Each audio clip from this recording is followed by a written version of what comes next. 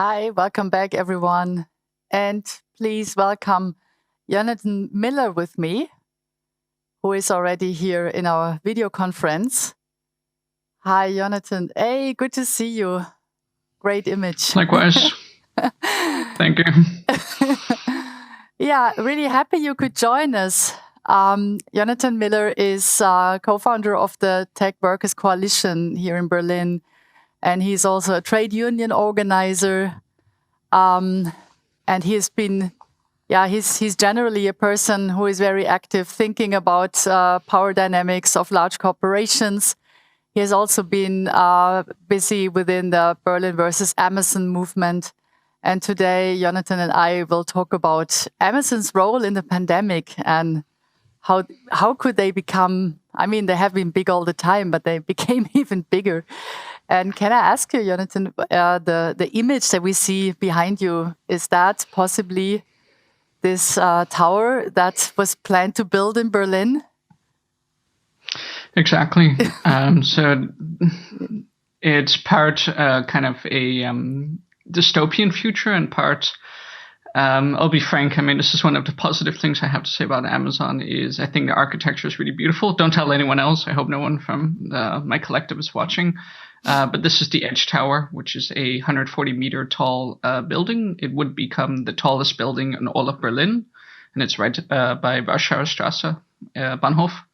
And this would be where Amazon would consolidate its 3 existing different offices in Berlin. And it would be primarily for people who are working in tech, the Amazon Web Services, Alexa, their audio-based services. And why did Berliners object so much against this tower? Why didn't they succeed here? Because I know in London, no one really seemed to care too much about an Amazon tower being built. No one didn't seem to care too much about Google Campus being established. So what was the particular issue in Berlin? I mean, where to start? There's 100 reasons to oppose this tower in Berlin. So I think the most popular, the biggest reason specifically in this location is anti-gentrification. Berlin is has the highest growth rate of rent of any capital around the world, higher growth rate than London, higher growth rate than San Francisco. And Berliners don't want to become like London or San Francisco. And they understand that Amazon in general is one of the most exploitive and extractive multinational corporations. So if Amazon expands its feet in Berlin, it's also going to completely change the face of Berlin. And not just through what Amazon is doing, but also through the other kinds of companies that are coming to Berlin. And you see this in the past. I mean, Berlin was kind of this cosmopolitan cultural capital, and now it's slowly becoming this tech capital where you have Zalando is headquartered here along the Media Spree nearby, along with Tesla's opening up factories. So it's, I think, symbolic of many things that Berliners are opposed to. When did the Berlin versus Amazon movement started? Did it start right at the beginning when people understood that there were plans to build this tower, or was there a movement even before that? So Berlin versus Amazon as a coalition itself formed in October of 2019. And so for several years, people knew because of public records that there was going to be some kind of tower built in Friedrichshain. They didn't know the full extent or the details, and they certainly didn't know who the primary tenant would be. So in September 2019, when we found out that Amazon would be the primary tenant of this tower, we immediately coalesced and went public in October. Okay, I see. I would suggest, before we move on a little bit more and zooming into the world of Amazon, I would just invite you to talk a little bit about the Tech Workers Coalition in Berlin, because that's also closely linked to Amazon, right? So just to give people an idea of what TWC is all about and how to join, maybe. Sure thing. So Tech Workers Coalition itself actually started in the year 2014 as a collaboration between tech workers or software developers and people who work in the service tech industry. So the people who make it possible to run a tech company. And that's not just software engineers, but people like the property service cleaners, the security guards, the bus drivers. And so this was formed in San Francisco in 2014. And since then, the Tech Workers Coalition has expanded to a number of cities, mostly in North America, but in recent years also in Italy, in London, in Bangalore. All of these are tech capitals. So I had the question, why not in Berlin? And so in June 2019, we launched our first public meeting for the Tech Workers Coalition. And since then, we've been primarily catering to people working in the platform economy, in small startups like Cobot, to large startups. Most recently, we formed Works Councils at SoundCloud, at N26. And so we have the full spectrum of kind of tech companies that we're working with. And if you want to find out more information about us, you can look us up at techworkersberlin.com. Mm-hmm. Okay, so the primary goal is to really lobby and help securing workers' rights for people working in the tech industry, right? Okay, that's interesting. Exactly. And I know that that also entails helping with founding of unions within tech companies, which we know is generally a problem. And many tech companies try to avoid that because, yeah, it brings a lot of problem to their normal proceedings, let's say. So what has been your experience about that over the past years? Did you manage to help with some unions being founded in tech companies? Yeah. Definitely. So I think what's interesting is Berlin is, or Germany more generally, is one of those places where the laws are quite strong if you know what they are. And if you're able to enforce them, that's the second part that's also really crucial. But most of the people working in the tech industry, whether it's kind of the imported Californian ideology or because they're immigrants, they don't know what all of their rights are. Mm-hmm. And of course, you also see many companies who are aware of this and try to skirt these obligations by, for example, making use of freelance status or other non-employee based rights. That said, we've had some successes. So at SoundCloud, just a little under a month ago, they formed the first Works Council in the Berlin office. And at N26, this was a very combative situation where the company filed legal injunctions, citing concerns about corona and social distancing. This is kind of a theme where companies are creating unsafe environments, but then using corona as a guise to union bust. Yeah. But in short, I think we're definitely moving forward, and I'm really excited by that. And I think for all of the people watching this, whether you work at a small startup of 5 employees or a large foundation, a nonprofit, a for-profit, or even a public university setting, you absolutely can join a union. And you can also form a works council or a staff council. If you have questions, I'm personally appealing to you. You're more than welcome to contact the Berlin Tech Workers Coalition. Don't worry about what kind of company or office setting you're in. Like, fundamentally, as long as you're a worker, we're interested in helping you. Yeah, thanks so much for mentioning that, Yonatan. And we will also place the links to your organizations in the chat and also on the Discord group. And those of you watching us and following the live stream and the chat, please, just share your questions and comments, and I'm happy to pass it on to Yonatan for the next 45 minutes. So for me, it was just important to ask you or to let people know that there is already structures being put in place right now. Because talking about Amazon and its role in the pandemic is sort of super intimidating just because of the sheer size and power of that organization. So I thought, okay, let's start with, actual, organizational power that is there also on the side of the activists, and it's growing. So we are not starting from nowhere. But I would just be interested, as a starting point to talk about that topic, whether you could give us an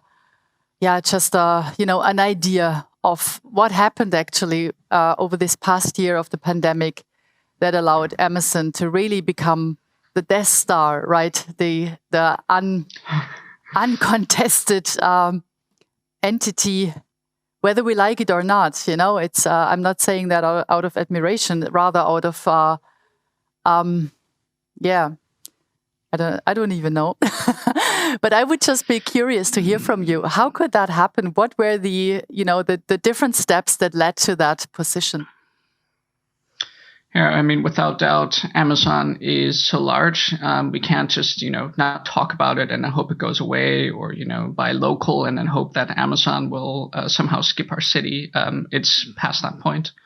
So, I mean, a year ago, before this whole COVID pandemic really became the daily reality for all of us here, watching over Zoom or sitting at home, Amazon was already a $1 trillion corporation, and Jeff Bezos already broke records for hitting the $100 billion valuation. Fast forward a year later, I mean, Jeff Bezos is worth nearly double that at $200 billion, and Amazon's profit has skyrocketed over 200%. So it's the clear winner of the COVID pandemic. As more and more corporations are going bankrupt or decreasing their businesses, Amazon has been expanding. And one of the most exciting union drives that's happening in Bessemer, Alabama, that was a location that was started during right after Corona started. So, I mean, Amazon has hired over 250,000 new workers. So for the first time, they now have over 1 million employees globally. So, I mean, for Amazon, this has been a really good time for the shareholders. And I think it's one of the most important labor struggles for that reason, because in labor power, you built it by going after the most powerful players, by going after the people with the most money, the people who are stealing the most wages from the workers and skirting their obligations like tax duties, etc. Yeah, so you already addressed that basically talking about Amazon's power, not only in the workplace, but basically in global economy, touches down on quite a number of structural problems. Can you name a few of them? Yeah. And in general, I mean, it's quite difficult to talk about Amazon because it encompasses so many things. Yeah. So, I mean, most people, when they think about Amazon from a consumer point of view, they're thinking about like Amazon Prime or the ability to order online as a retail service. And that's true. A large percentage of their revenue does come from that kind of business.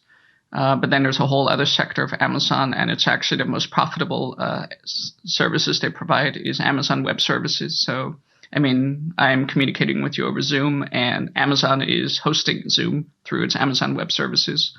Nearly 70% of the internet, nearly 70% of the web is facilitated through Amazon Web Service tools. And so the tools that Amazon uses internally is also outsourced to other companies. So when we're talking about things like Alexa, this audio voice recognition service, Amazon's also making that outsourced and available to other companies to do their natural language processing. Now, some of this can have positive implications, the ability to translate books and language and materials, but it can also be used for more sinister purposes, and it primarily is like military and police surveillance. You can buy it in, I know, MediaMarkt, but it hasn't made huge waves in Germany. Amazon's device, The Ring, is a recent acquisition where you ring a bell and there's facial recognition and allows you into the home. So Amazon becomes your private home security guard effectively. That Ring is also, Amazon has collaborated with nearly 100 police law enforcement agencies to provide this data free of warrants or any other normal regulatory measures. And now when we talk about Amazon and profitability, it gets very complicated. I can tell you, that they make a significant number of revenue, but, in the United States, because of taxation laws, Amazon would argue that it's not making any profits because it's reinvesting its revenue back into the business. So whether it's profitable or not is complex, but it's definitely safe to say that they are doing everything they can to skirt their taxation duties. Here in Europe, that means setting up kind of what they call a double Dutch tax havens in Ireland, and Netherlands, and the Cayman Islands. And this is not unique to Amazon. I mean, Apple is one of the biggest tax dodgers as well. But in short, I mean, Amazon is no exception when it comes to these things.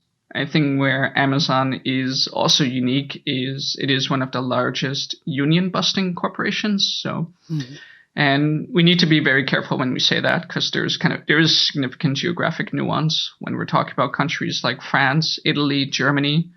Amazon isn't a union-friendly corporation, but things like corona death rates or infection rates, the safety conditions, the wages, they're certainly much better than when we're looking at countries like in the Philippines and Poland or the United States. But overall, I think it's quite safe to say that Amazon is a union-hostile corporation. And I think also Amazon has brought up another phenomenon. I don't know whether it's new or not, but looking outside the streets of Berlin, it's also that Amazon is also really dominating in a way our streets. A lot of our, of the mobility sector is being dominated by Amazon drivers and the whole mobility of delivery of Amazon orders.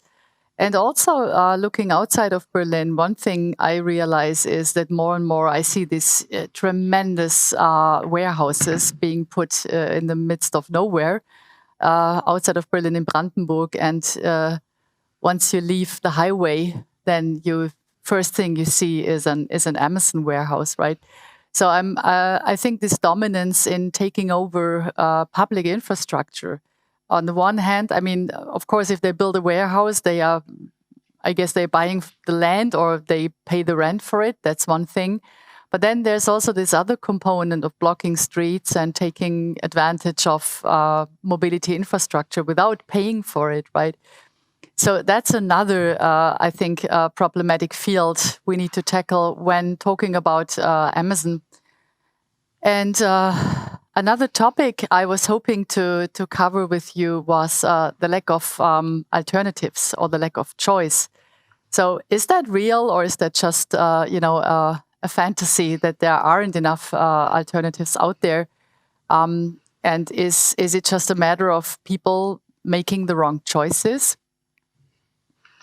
The second question is a really big one, so I'm going to jump to the first part, which is less big.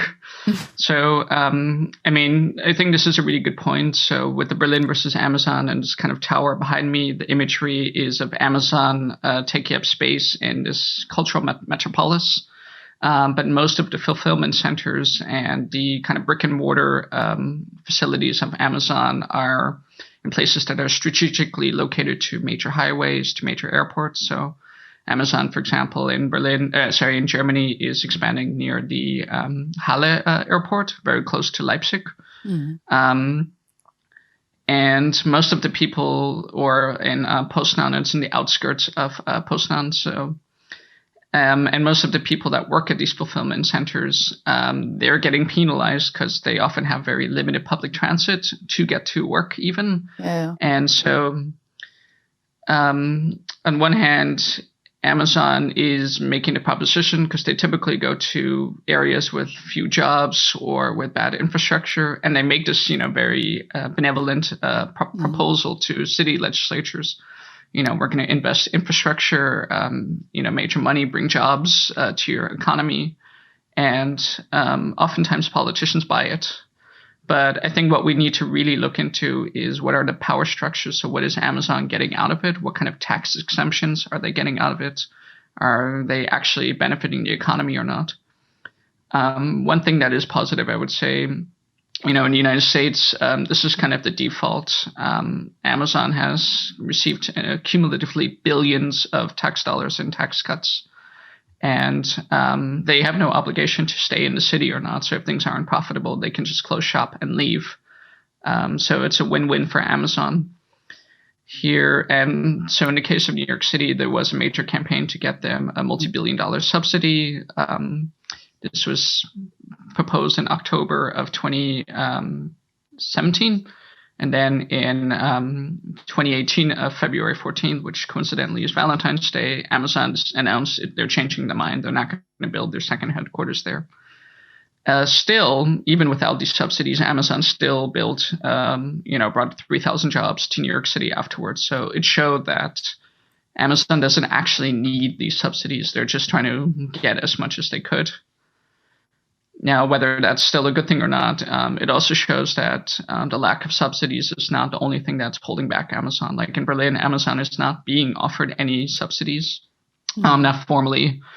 In the case of Berlin, what they're banking on is kind of the cultural capital and the prestige of Berlin, but without contributing anything back. I think, we're not in a position to negotiate or discuss this, but kind of the questions I'm thinking or wondering about is, how much public housing would Amazon have to provide? What could or should Amazon give back to society or to the city if it were to be a good neighbor?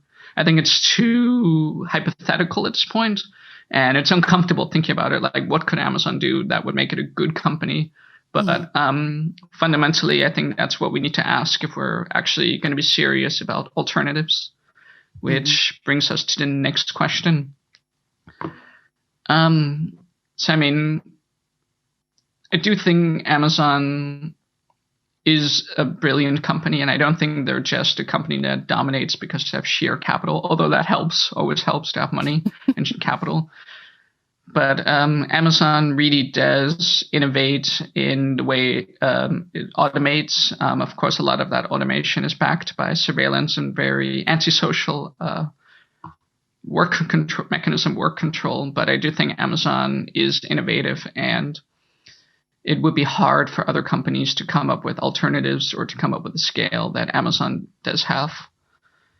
But so I think alternatives are important, and you have different projects where people are, for example, selling books outside of Amazon. And I think books is no longer even a core business of Amazon, but it's very symbolic.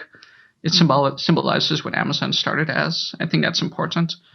And unfortunately, I was really excited for a long time of this data cloud project called Project Gaia, where it was German EU funded.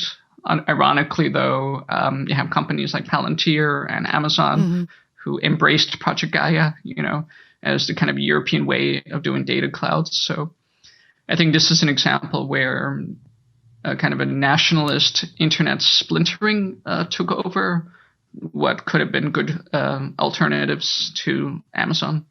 So I think I don't think there are any clear alternatives, and anything for anyone arguing for kind of a boycott or to buy local. I think the intentions are well, and I'm not going to tell them not to, but I think it's limited. Yeah, I know of a project that has been kicked off here in Berlin in 2016, and their claim was nothing short of providing an alternative to Amazon and eBay. And the name of the cooperative was, or still is, Fairmondo. And their core business is on selling books online, but also on ethical products. And what they were trying to do, and I think that was in itself was quite a good move, to provide a space for those that simply did not want to order on Amazon because they didn't want to, to support this global economy and so forth. So they addressed this small friction of the market of people that were actively searching for an alternative.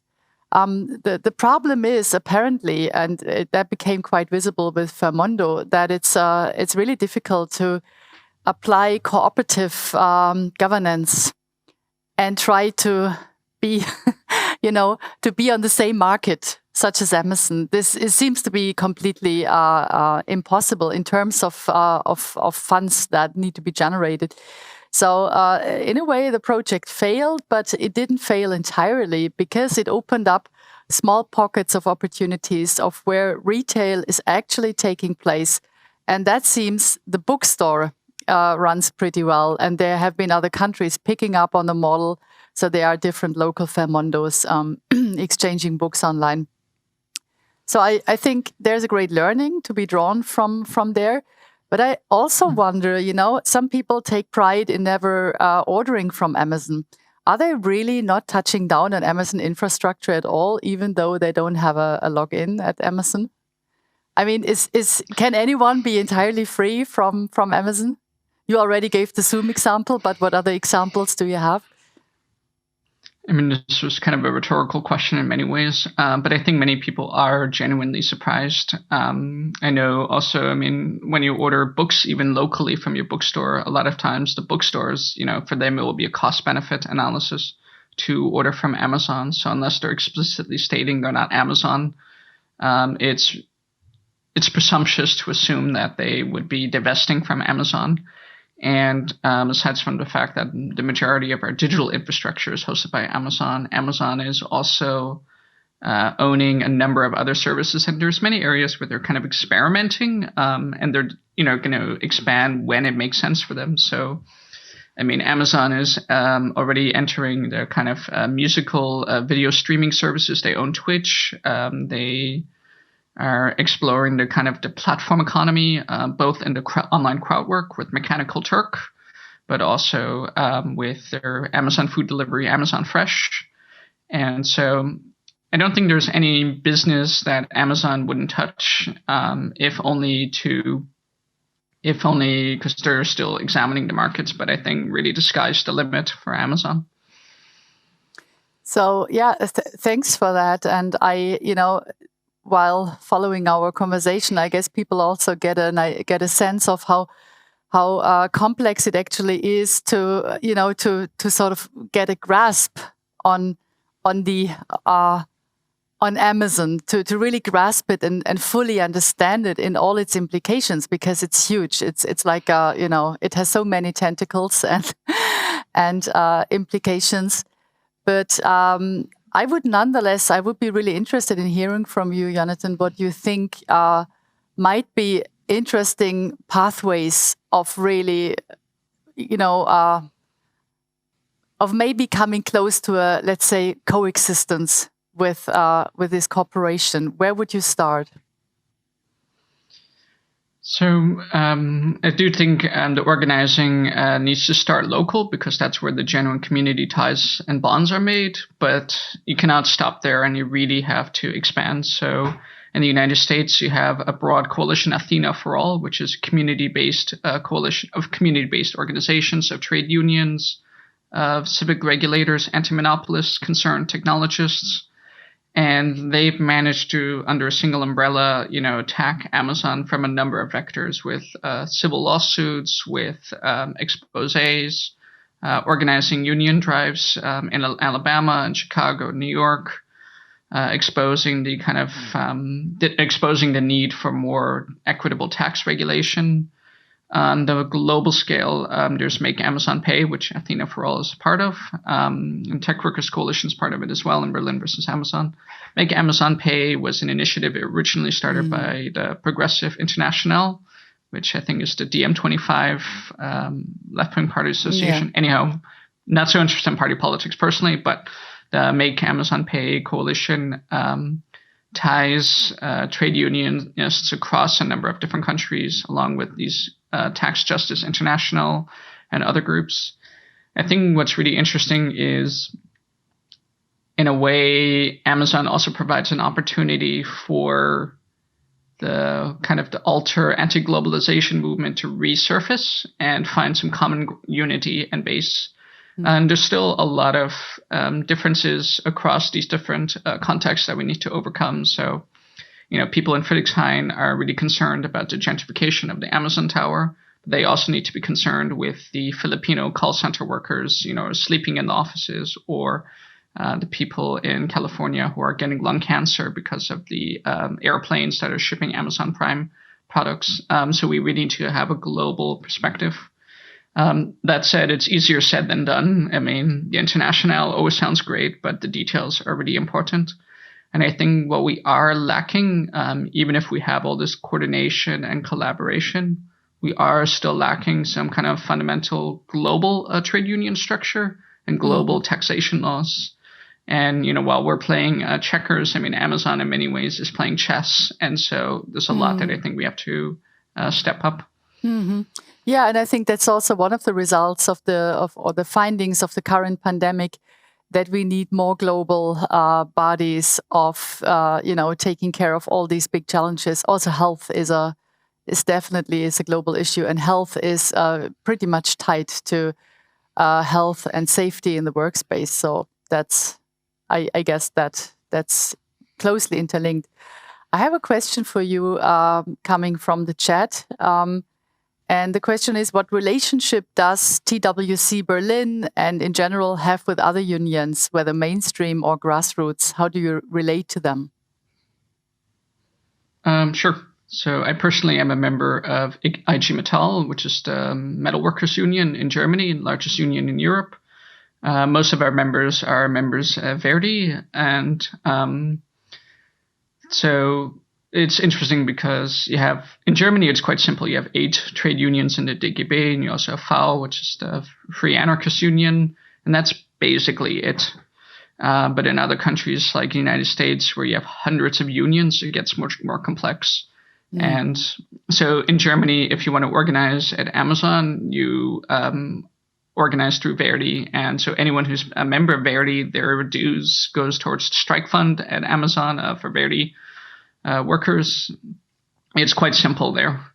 I mean, within Verdi, it's a quite complex structure because you have a commerce sector and information communication technology sector. But never mind that, the organization is fundamentally simple. And then in the United States, where you have the RWDSU, the Retail Wholesale Department Service Union, that's the union that's behind the union drive in Alabama. But then you also have Teamsters, who are organizing truck drivers.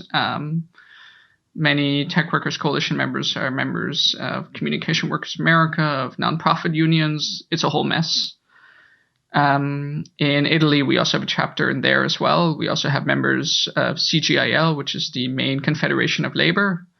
And that's the main trade union involved with organizing in Amazon. And in the United Kingdom, also similar situation. You have multiple trade unions. So GMB is, I don't think it even stands for anything. It's one of the main trade unions involved with organizing at Amazon. But you also have members of Unite, of Communication Workers Union, acronyms of acronyms. And I would say this is one of the things Tech Workers Coalition tries to avoid. We bring a pro-labor message, and the details are important, but I don't think it needs to be on a poster with the 50 different acronyms, because that scares people away.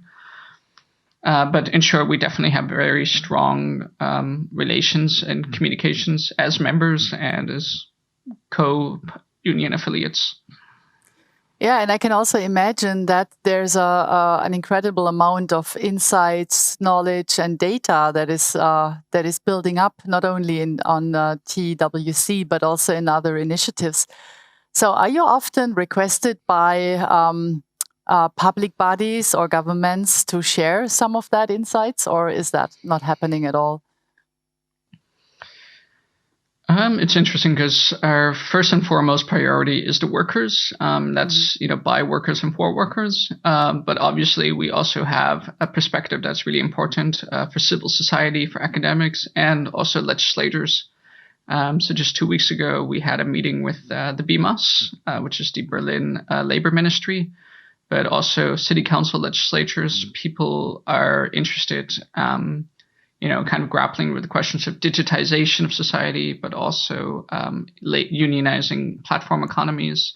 How do we go there? And, it's not something we all have answers to, but we've been day to day grappling with these questions. And so I'm really happy. In some sense, I'm happy that people are reaching out to the Tech Workers Coalition.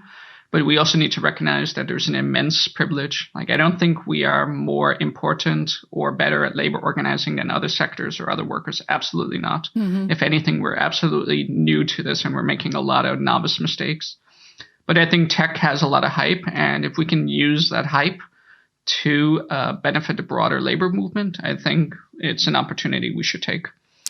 Yeah, and that also brings me to my next question, because I think a lot in the mainstream thinking, there's this tendency to look at workers in tech as privileged, and most of them, people rather white and Western and well educated. So it might not be entirely clear for many people out there to what extent it's necessary to protect tech workers in general. And I think it would be interesting to hear specifically from you why it is important and why there needs to be regulations for people working in tech. So I think this is kind of the name of the Tech Workers Coalition often gets a lot of pushback from people working in tech. We're not really workers. We don't need organizing. And also people outside of tech, especially in Berlin, who hate techies with a passion. And that's fine. I'm not here to change your mind. But I would... But I would argue there's twofold. So on one hand, yes, many people in the tech industry, come from much more privileged backgrounds, have much more labor bargaining positions. They can negotiate higher salaries, they can leave a job. And often that's what most people in the tech industry do. If they're unhappy, they just leave and find another job. But what this ends up with is an entire tech industry that's unaccountable internally and externally. And I think tech workers need to get organized, not just for kind of the public benefit, but also for themselves. So there are a number of issues, whether it's related to salary inequality, it's heavily racialized, heavily gendered, what this inequality looks like, but also things like on-call duty, the expectation that you're supposed to be available for work 24/7. I had a conversation recently with a nurse, and nurses right now are the symbol of like the most important workers, the most essential workers. And I would argue I have a bullshit job. But we were talking about the similarities of this kind of on-call 24/7 responsibility that we have to our employer. In her case, it was saving lives. In my case, it was, keeping the website up and making money. But in terms of the work conditions, we could find some similarities since we're kind of talking about the on-call contracts and regulations. In the health sector, they're much more informed and aware of what the rights are. In the tech sector, much less so. And, if you want to talk about things like holding the most powerful corporations accountable, which is no longer the oil or even banking industries, but it's tech companies like Apple, Microsoft, Alphabet, or known as Google, we need to have strong labor unions in those places. And the way to do that is by unionizing in many ways, the most powerful, most privileged workers, because only then can you collectively raise the struggles of people who are in less privileged positions. Yeah, I understand. Thanks for that. I would once again like to make the link to Amazon.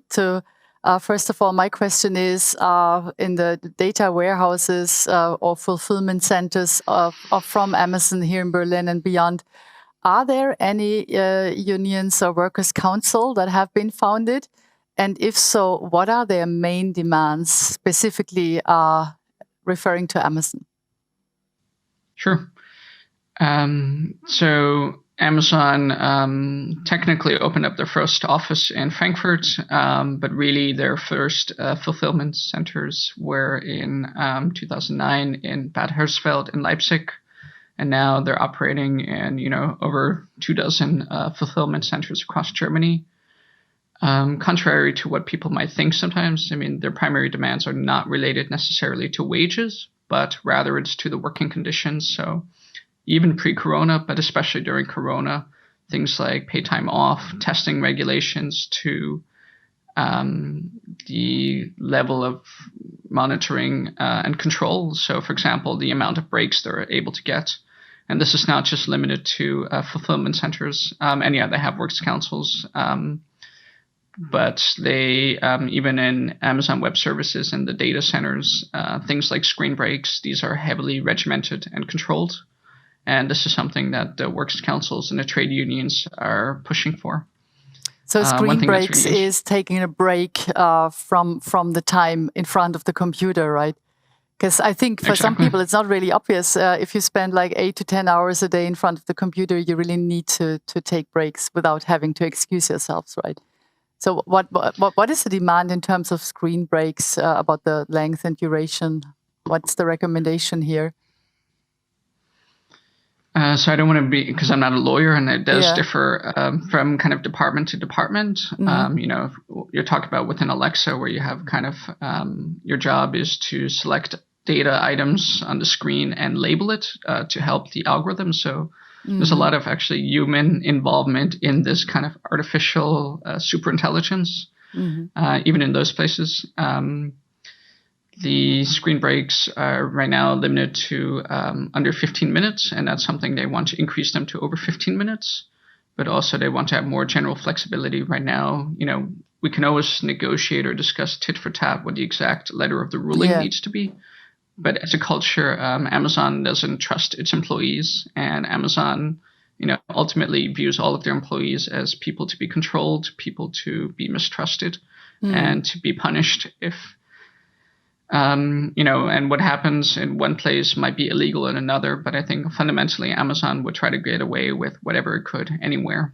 So in the United States, I was watching in Alabama, if the workers are 1 minute late to work, they get docked for an entire hour of pay. Now that would be completely illegal and wouldn't happen in Germany. Yeah. But it shows. It comes to show how far Amazon is trying to squeeze every last shred of dignity and freedom from their workers.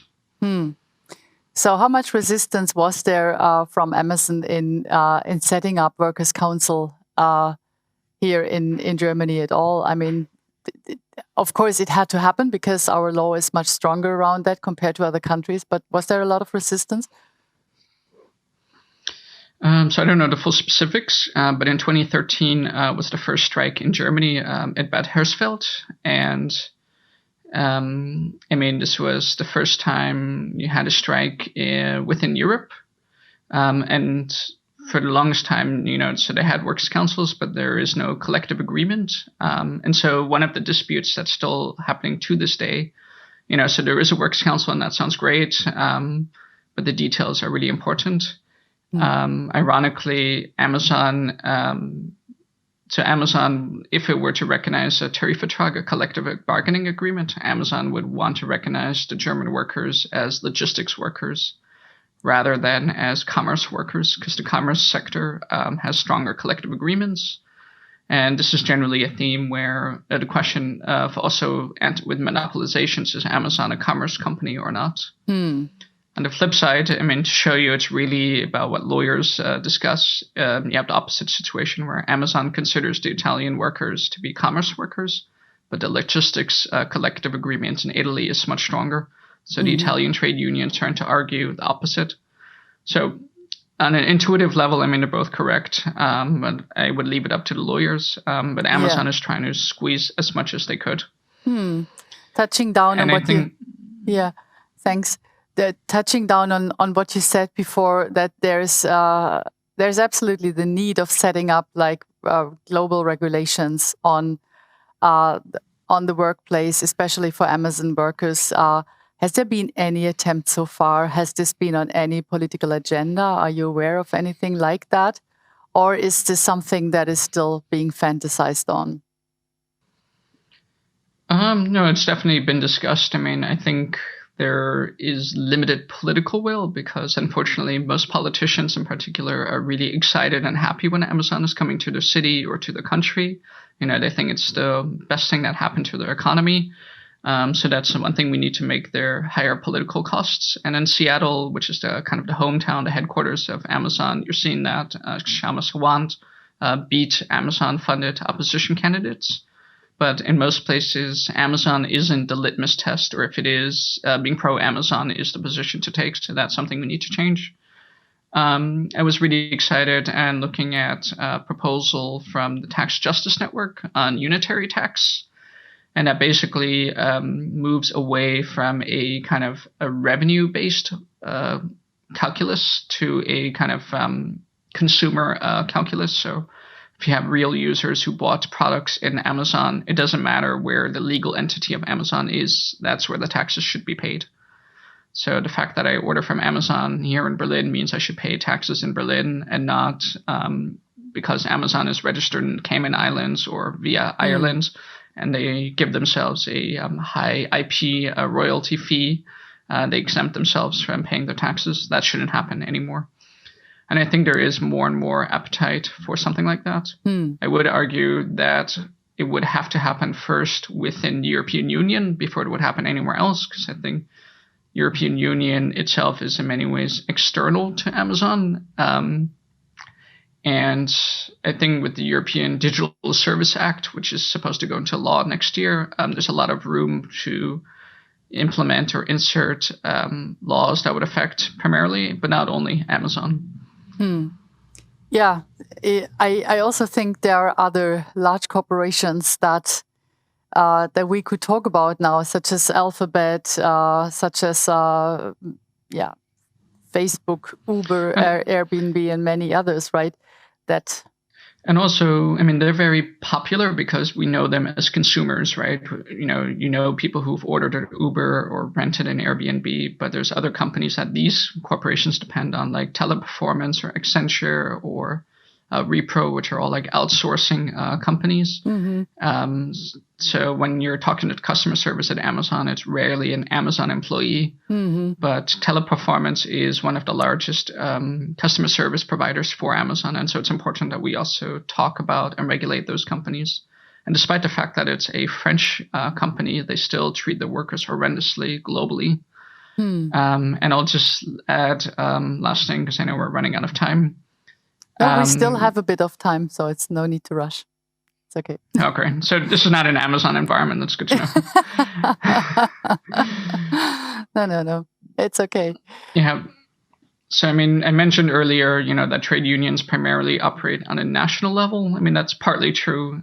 You also have these kind of global union federations, which are federations that have trade unions as their member affiliates. So historically, when we talk about things like tax justice, this is something the Public Service International will pick up, because the Public Service International represents public employees, and public employees are, directly funded by their taxation.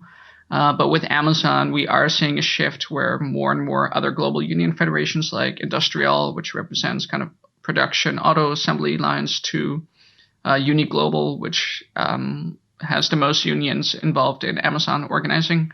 We're seeing them take an interest in the broader issues. So, beyond the classic kind of shop floor issues of safety and wages, which are really important. I don't want to underemphasize that, but they're also looking at kind of community organizing, at the tax structures, monopoly regulations. And so I think you have these institutional bodies, but they really need to be backed by local power on the ground. Yeah, absolutely. And, I think, even though there is agreement in that there's not a real, let's say, competitor or alternative to Facebook and many others, but what I still find quite striking is that there is an emergent field of alternatives in the field in the platform economy. So if I look at initiatives such as Airbnb that currently, that try to tackle the need for temporary renting of space by increasing the stakeholder group, not just the corporation that makes individual lend out their homes, and then they get all the majority of the profit. But what Airbnb is trying to do, and I think it's very intelligent, because they are including the neighborhoods, they're including the city administration.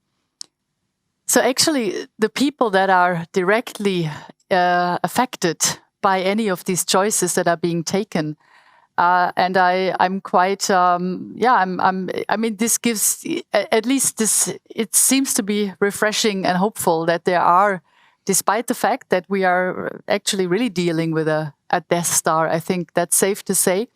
But it's really good to see that there are initiatives underway that in and of itself are very small, but looking at the broad variety of them, also of, for instance, of drivers, cooperatives that are emerging in various cities where people do not want to work for Uber anymore, or looking at here in Berlin, the group of bikers that just got laid off Deliveroo 2 years ago within a 1 week notice. They then decided to form their own cooperative in order to organize themselves.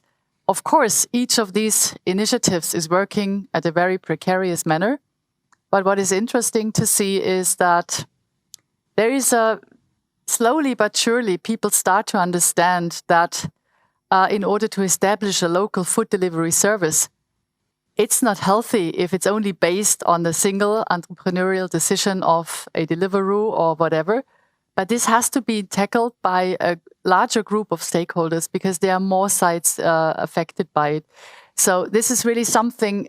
It's a way of thinking that I currently miss in a lot of calls for regulation and so forth. Because for me, it really starts by bringing the right people to the table. And I don't know, of course, in the field of retail, I do not know any alternatives in that to talk about. But yeah, looking at this increasing field of platform co-ops, I think there's already some hope emerging.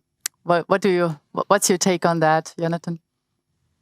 I think, in cases where the services are intricately tied to a city or a location, so there's no way I can get a car ride, outside of Berlin if I'm living in Berlin, then you have some negotiating power because you've set the kind of parameters.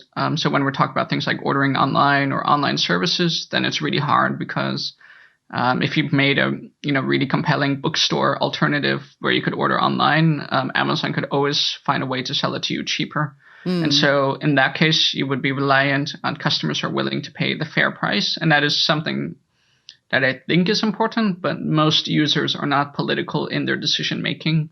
So, you do have the organic and the fair trade movement, but it's much smaller compared to kind of pragmatic self-interest of paying for a fair price.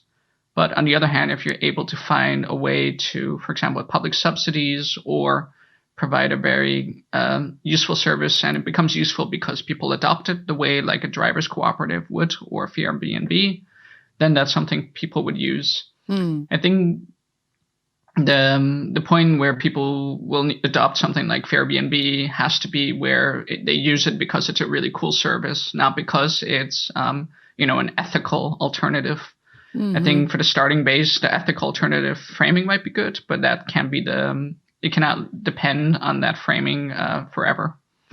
But I do think cities absolutely could do more to foster these kinds of local alternatives and experiments. And they could also, that doesn't mean they have to reinvent everything on their own. Like I know with the Colima, the Food Courier Collective, they depend on this cooperative co-op licensing co-op cycle software built in France.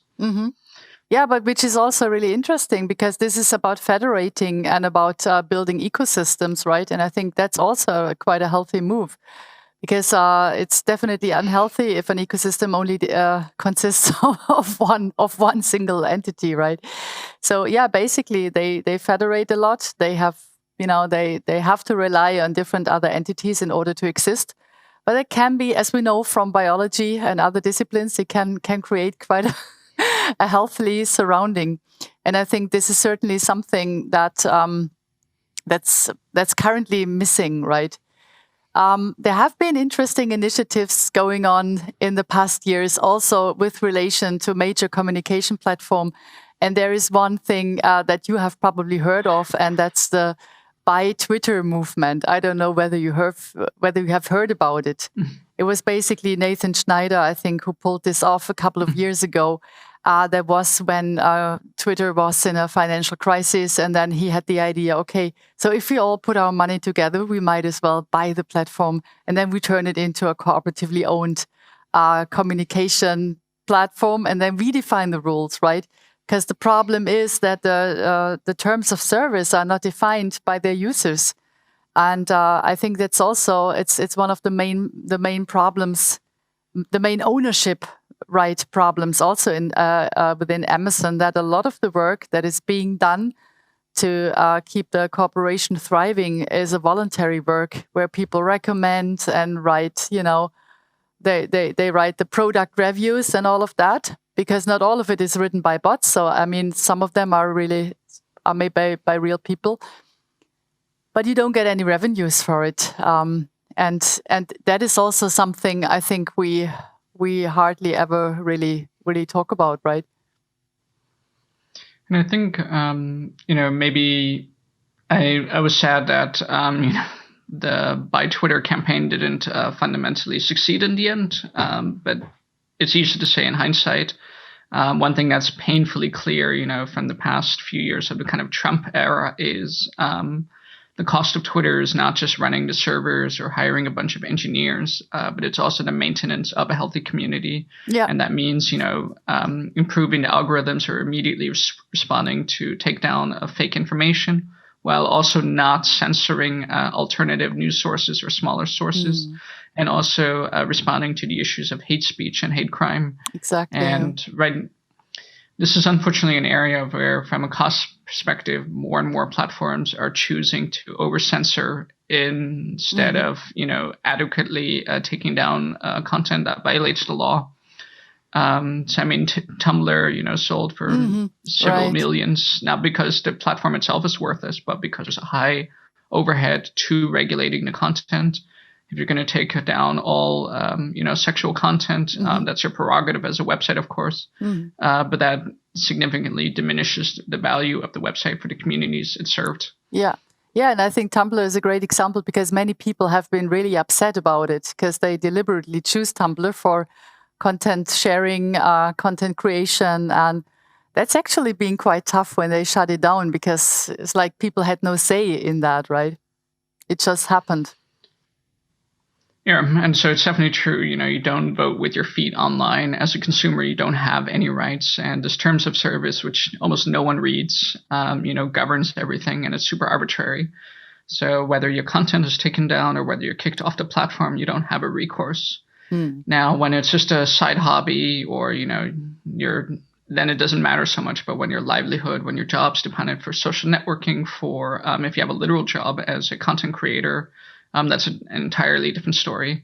And that's a whole other area that's incredibly complex because you have all the online dimensions and a very, you don't have a kind of a social notion of what is, a fair amount of compensation for this kind of online or digital work. Exactly, yeah. Because it's really something that never had a price tag and no one ever cared to put a price tag on it, really.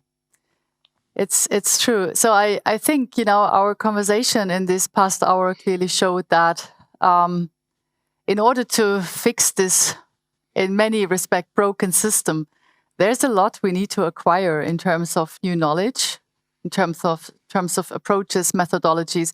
But there's also a lot we have to get rid of, I would say, and completely unlearn in order to to understand better the power dynamics, in order to understand the value that's being created within these companies, but also within the communities. I think another field is the ownership question and the responsibility that comes with ownership. Another big question probably is the governance and who should be part of governance bodies. And then I think it's the question of regionalization versus, a large global organization. So, looking at all these different aspects, I think there's a lot of complexity to be tackled.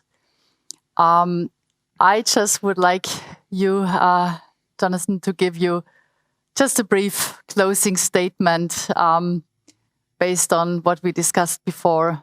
Maybe something you hope to achieve in the coming year, something you're currently working towards, something that really seems to be relevant for you, that you just want to share with people here at MoneyLab.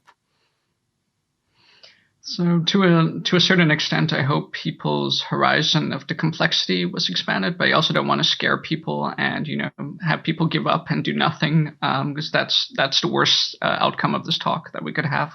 Yeah. I absolutely... and it's always safe to say it's impossible and then it becomes a self-fulfilling prophecy. But I think we absolutely do need to try. So, even if I'm skeptical about a certain initiative, I think it's, whatever they're doing is fantastic. And we absolutely should be exploring alternatives, forms of resistance and rebellion. Tomorrow is the final day for the voting in Bessemer, Alabama. So my fingers are crossed that the majority of the workers will vote for a union. But no matter what happens, I know it's going to be a long fight, whether it's appealing the election on Amazon's side or on the labor side. So the fight is just beginning. I'm really heartened by that. And this is in a state that's in the deep South, in a traditionally right-to-work, union-hostile territory. So I'm really heartened by that. I'm really heartened that, compared to 5 years ago when we talked about people who worked at Google, there was the activists and then there was the tech workers, and there was no overlap between the two. I'm really happy to hear that, tech workers are increasingly being accepted as political actors, as people who have a role in shaping the future that we can build. And I think there's absolutely no reason why the largest corporations by GDP, by headcount, why they cannot be union strongholds. Mm-hmm. If we had the kind of the auto movements in the 1960s that were the stronghold of labor and still are to a large extent today, why can't the tech sector be that in the future? Hey, that's such a wonderful, encouraging message towards the end of our conversation. Thank you so much, Jonathan Miller. It was a pleasure having you. Thanks for taking the time on this Sunday afternoon. And I wish you good luck with everything and hope to see you again soon. Bye. Thank you.